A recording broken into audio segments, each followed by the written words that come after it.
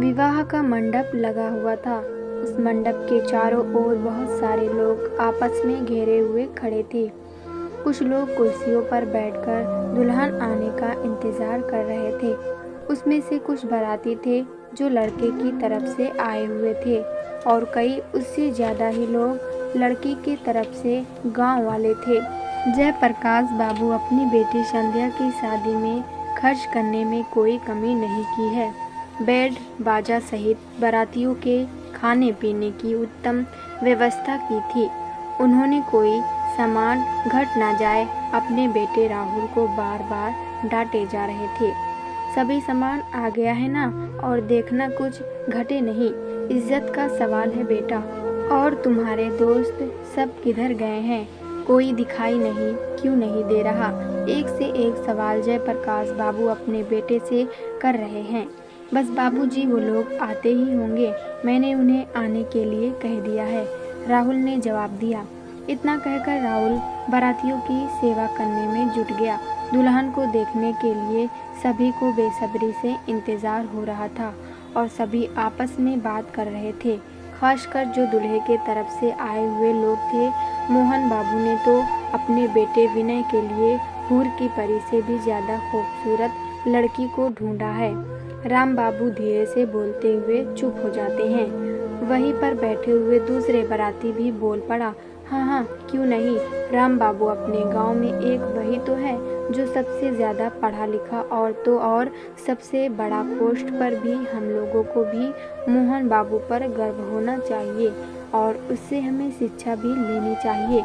उन्होंने कितनी मुश्किल से अपने 3 बेटों और 2 बेटियों को पढ़ाया लिखाया और अच्छे घर में शादी की। सुंदर जी लंबी सांस लेते हुए राम बाबू की तरफ देखते हुए बोल रहे थे, क्या जमाना था उस वक्त जब मोहन बाबू के दादा हमारे लोगों के यहाँ मजदूरी करके घर परिवार को चलाया करते थे। वो दिन भी क्या थे, और आज हर चीज़ उनके पास है। राम बाबू मायूस आवाज़ में सुंदर बाबू की तरफ देखते हुए बोल पड़ा। सुंदर बाबू आकाश की तरफ देखते हुए राम बाबू को जवाब दिया, सब ऊपर वाले की मोह माया है, हम लोग तो उनकी कठपुतली हैं। उसकी मर्जी के बिना कहीं कुछ होता है क्या? दुल्हन के आते ही शोर शराबे शुरू हो जाते हैं। सभी बाराती गन दुल्हन को देखने के लिए आपस में धक्का मुक्की करने लग जाते हैं। कुछ बाराती कुर्सी पर चढ़कर देखने की कोशिश करने में जुटे हैं, तो कुछ बड़े बुजुर्ग अपने बच्चों को कंधे पर रखकर दिखाने की कोशिश कर रहे हैं। गांव वाले खासकर ऐसे ही होते हैं। लड़की की शादी हो या लड़के के, उसे देखने के लिए कुछ भी कर गुजरते हैं। गांव में जब लड़की की शादी होती है, तो जब लड़के कार या मारुति से गांव पहुंचते हैं, तो गांव की महिलाएं माथे पर साड़ी लेकर के लड़के को देखने के लिए इंतज़ार करते रहती है और मजाक इस तरह करते हैं मानो वर्षों से उसे जानते आ रहे हों। वही हाल इन बारातियों का हो रहा है। वो लोग यही सोच रहे हैं कि क्या पता कब दुल्हन को देखने का मौका मिले, और आज जब मिला है तो इस मौके को क्यों गंवाऊं। और तो और घर जाकर अपने परिवार वालों को भी तो बताना है दुल्हा का रंग, कटिंग, खान पान वगैरह वगैरह किस तरह का है। जयमाला होने के बाद सभी बाराती गढ़ खाने के लिए एक जगह एकत्रित हो जाते हैं और लड़की वाले उधर लड़की और लड़के को अग्नि के फेरों में शादी कराने के लिए तैयार रहते हैं। ज़्यादा काम तो लड़की वाले पर ही निर्भर रहता है। बारातियों का सेवा सत्कार इस तरह करते हैं मानो बाराती अपने घर जाकर लड़की वाले की बदनामी ना कर दे। बंदोबस्त अच्छा नहीं था, ठहरने की व्यवस्था बेकार था, खाने के लिए बहुत देर तक इंतज़ार करना पड़ा, वगैरह वगैरह। मोहन बाबू के 3 बेटे और 2 बेटियां हैं। कुल मिलाकर उनके 5 संतानें हैं और सभी शिक्षित और हो भी कैसे नहीं। मोहन बाबू को ये अच्छा से ज्ञात है कि पढ़ाई ही जिंदगी को अच्छी बना सकती है। पढ़ा लिखा इंसान ही कुछ सोच समझ सकता है। ऐसी लाइफ तो बेकार लोगों की गुजर जाती है, लेकिन समझदारी तो पढ़े लिखे इंसान में ही होती है। मोहन बाबू की तीसरी बहू घर आई। पूरा घर सजा सजा है। घर के सभी सदस्य हाथ में थाली लिए हुए दुल्हन के आने का बेसब्री से इंतजार कर रहे थे। दुल्हन के आते ही थाली सजा हुआ दीपक से दुल्हन की आरती उतारती जाती है। कई रस्में अदा की जाती है। दुल्हन की शर्माते हुए अपने दाएं और पैर को चौखट के अंदर रखती है। सभी औरतें एक से बढ़कर एक गीत गाए जा रही थी। ढोलक और तबले की चोट से उनके गीतों में और भी जान आ गई थी। घर आते ही मुंह दिखाई की रस्म अदा की जाती रहती है। एक एक कर सभी औरतें शगुन के कुछ पैसे भी दे रही हैं। मोहन बाबू के घर पर रिश्तेदारी की भीड़ लगी है। नई नवेली दुल्हन को आए हुए 2 दिन हो गए हैं। अभी तक वो किचन की ओर मुख नहीं किए हैं। मोहन बाबू के घर में ये नियम है कि जिसकी शादी होती है उसकी पत्नी ही घर के सारे काम तब तक करती है जब तक दूसरे की शादी नहीं हो जाती। ये परंपरा सदियों से चली आ रही थी। इसके पहले मोहन बाबू की दूसरी बहू घर के सारे काम काज करती थी। तीसरी बहू संध्या की परवरिश इसके पिता जयप्रकाश बाबू ने शहरों में की थी। वो शहर में रहकर ही पढ़ाई पूरी की और की डिग्री हासिल की। उसकी इच्छा थी कि मेरी शादी शहर में हो और लड़का सरकारी जॉब करता हो और मैं भी कोई अच्छी कंपनी देखकर उसमें जॉब करूं। लेकिन संध्या के पिता ने उसकी इच्छा को पूरा नहीं कर पाए, क्योंकि एक तो दहेज की मांग शहर वाले लड़कों के लिए ज़्यादा थे और उस पर जॉब होने के कारण और भी ज़्यादा मांग वो दे नहीं पाए। कई लड़के संध्या को देखने आए पर बात पैसों की लेन देन पर अटक जाती। जयप्रकाश बाबू ने सोचा, अगर ऐसे ही लड़के वाले लड़की देखकर चले जाएं और कुछ बात ना बने तो लड़की की शादी बड़ी मुश्किल से होगी। अंत उसने ये निश्चय किया कि लड़का गांव का ही हो, पढ़ा लिखा हो, जगह और ज़मीनें ज़्यादा हो, घर में किसी चीज़ की कमी ना हो। संध्या की पढ़ाई लिखाई शहर में होने के कारण उसे खाना बनाना नहीं आता था। ससुराल के नियम के अनुसार खाना तो उसी को बनाना पड़ता और 2 गायों को सुबह शाम नाद में भूसे डालना और दोपहर में नहाना, ये सभी काम तो छोटी बहू को ही करना पड़ता। कुछ दिन तक उसके बाद सभी बहुओं अपने अपने कामों का बंटवारा कर दिया जाता, क्योंकि परंपरा है तो निभानी ही पड़ेगी। संध्या स्पष्ट रूप से कह दी, मुझे खाना वाना बनाना नहीं आता और मैं गाय और भैंसों को नहीं नहाने वाली। मैंने अपने मायके में कभी ऐसा नहीं किया। मोहन बाबू ने कह दिया, ससुराल का नियम तो नियम है, तुम्हें तो ये सारे काम करनी ही पड़ेगी।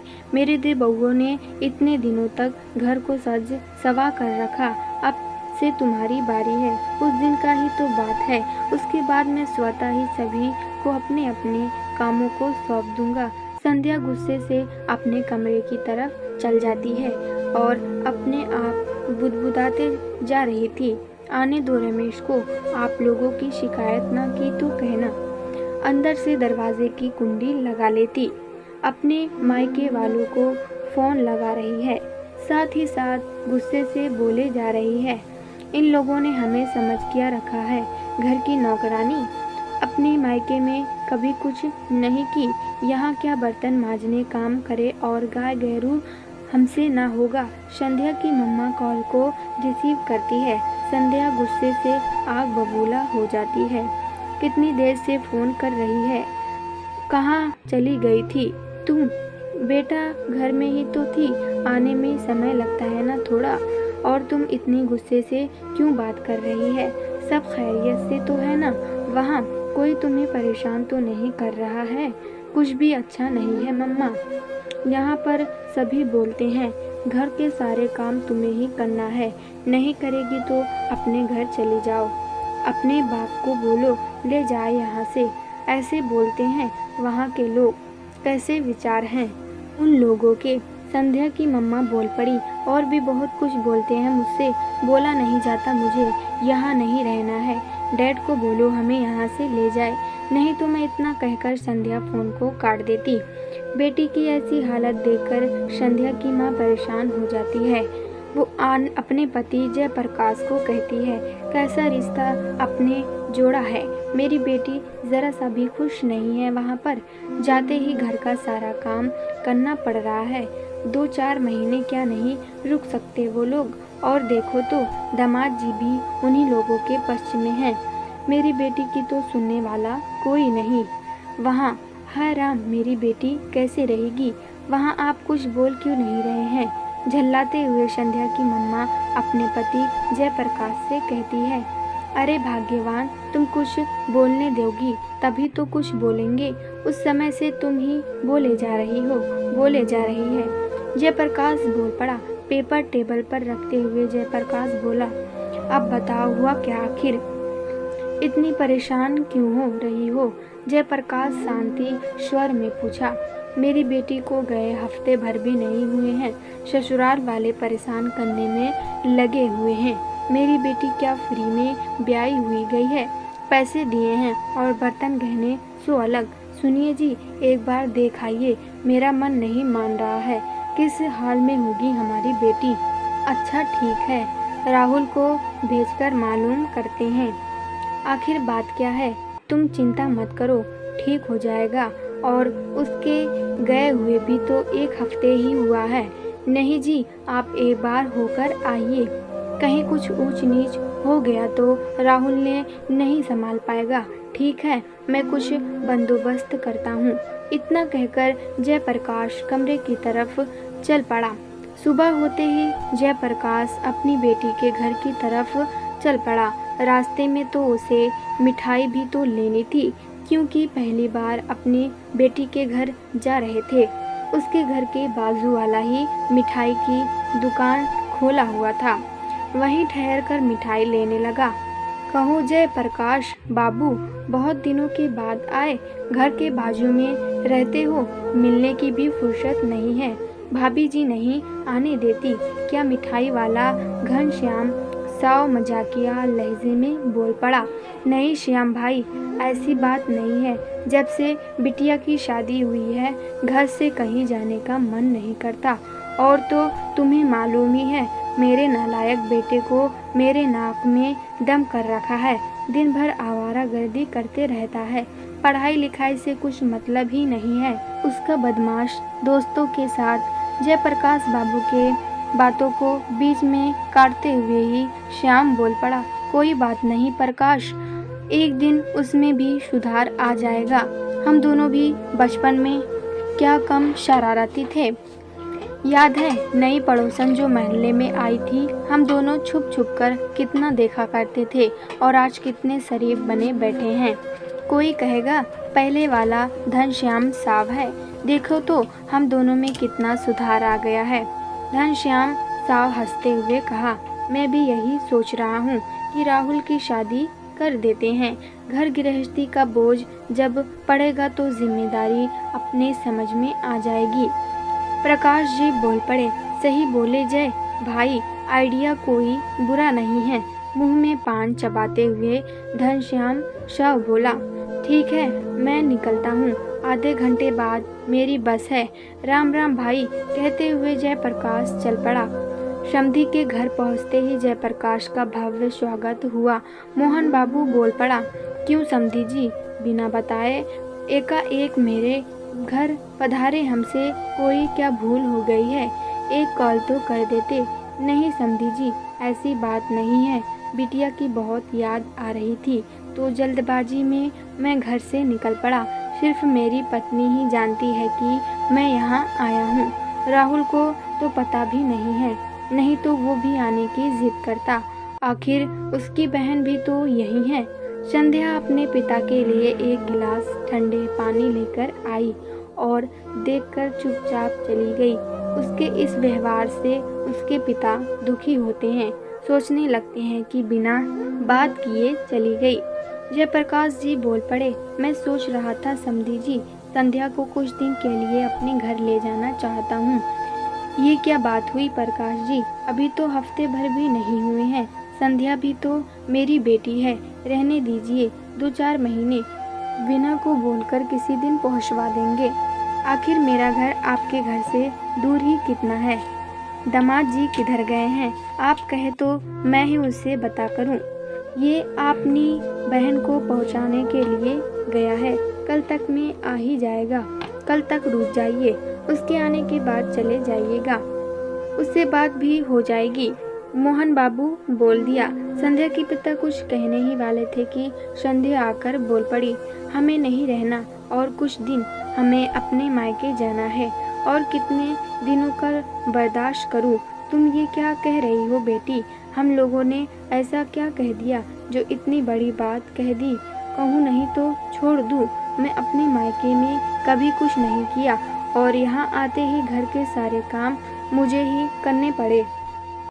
कभी आप लोगों ने सोचा मेरे ऊपर क्या बीत रही है?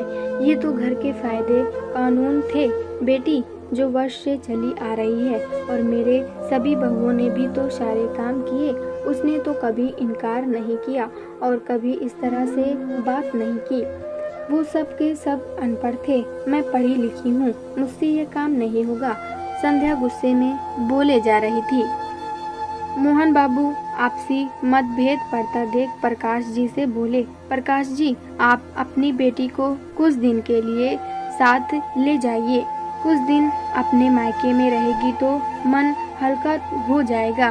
पर दामाद जी क्या कहेंगे? प्रकाश बाबू दुख जाहिर करते हुए कहा, उसकी चिंता आप मत कीजिए, उसे मैं समझा दूंगा। आप संध्या बेटी को साथ लेकर जाइए। मोहन बाबू सांत्वना देते हुए प्रकाश जी से कहा। संध्या अपने घर आते ही माँ से लिपटकर रोने लगी और अपने ससुराल की ढेर सारे शिकायतें की गठरी खोलकर रख दी। हाय तौबा, मेरे फूल जैसी बेटी पर उन लोगों ने इतना जुल्म किया। उसकी ये मजाल, थाने में मैं उसकी रपट ना लिखा दूँ तो कहना। अब रहने भी दो, बात को क्यों आगे बढ़ा रही हो? अब बेटी भी तुम्हारे पास आ गई, फिर क्यों इतना उछल रही हो? संध्या के पिता डांटते हुए संध्या के माँ से बोले, आप तो हम दोनों के बीच पड़िए ही मत, मैं जानती हूँ कि मुझे क्या करना है।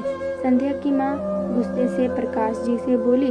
संध्या भी अपने माँ का ही पक्ष लेकर बोल रही थी, ठीक है तुम लोगों की मर्जी, जो करना है करो, लेकिन एक बात का ध्यान रखना, जितना बात को आगे बढ़ाएगी उतनी ही बात ज़्यादा बिगड़ेगी। गुस्से से बोलते हुए प्रकाश जी चले गए। प्यारे दोस्तों, अगर ये कहानी आपको पसंद आए तो लाइक सब्सक्राइब करना ना भूलें।